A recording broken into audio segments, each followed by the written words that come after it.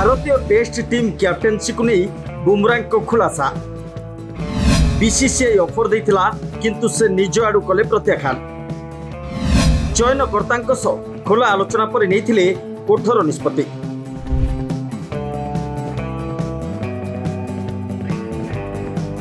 शुभमन गिल पूर्व बीसीसीआई चाहूला दलर प्रमुख द्रुत बॉलर जसप्रीत बुमराह भारतीय टेस्ट दलर नियमित अधिनायक हुंतु, किंतु बुमराह यह प्रस्ताव को निज आड़ू प्रत्याख्यान कर देथिले।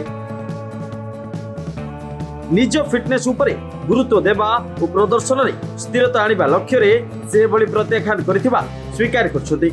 पूर्वतन क्रिकेटर दिनेश कार्तिक सह एक आलोचना बेले बुमराह कहछन्ति जे टेस्ट अधिनायकत्व प्रस्ताव को मना करिबा कठोर निष्पत्ति थिला। बीसीसीआई चयनकर्ता सह आलोचना पर यह स्पष्ट हो जाइथिला, कारण कार्यभार परिचालना प्राथमिकता थिला। जदि जड़े केबे दल पाई सबु मैच खेली परिबो नाही ताहा दल प्रति अन्याय हेबो। विराट और रोहित अवसर नेबा पूर्व एक आईपीएल समय बुमराह निजे बीसीसीआई को कहि दैथिले, कारण भविष्यत योजना सहित कार्यभार परिचालना भी गुरुत्वपूर्ण। निकट अतीत में बुमराह एकाधिक थर आहत कारण दल ठारू दूरे रही। बॉर्डर गावस्कर ट्रॉफी शेष मैच रे नेतृत्व नहीं मैच अधारू पड़िया बाहर को चली आसते।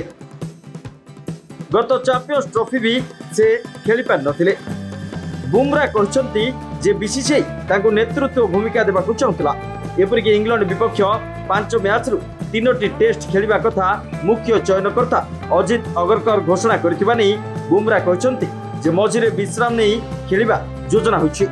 अन्य एक सूत्रରୁ मिलिथिबा सूचना अनुसार बुमराह प्रथम द्वितीय और चतुर्थ टेस्ट खेलिबे।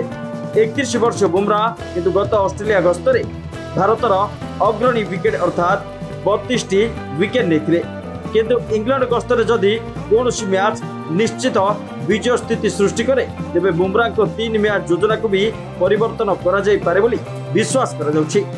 एभली आशा भी रखिछन्ति दिनेश कार्तिक और माइक आर्थरटन।